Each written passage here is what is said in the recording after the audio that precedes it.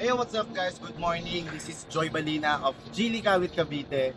Sa mga naghahanap dyan ng iba't ibang kulay ng Coolray 2025, meron akong good news sa inyo dahil nandito na sa showroom natin. Actually, nandito ako sa likod sa kasa kung saan ilalagay yung mga unit natin.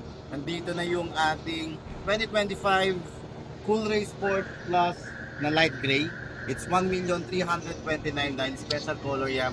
And meron tayong kulay gray ng GX3. Actually, sa mga previous na kulay ng GX3, this is very special for me.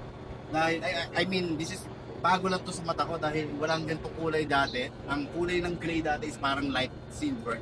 Parang ganito.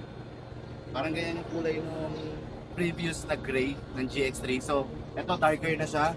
And dito naman, pakita ko sa inyo ang ating light blue na Coolray Sport Plus. Ito 1,299,000 lang, and then meron tayong 9,000 tama no?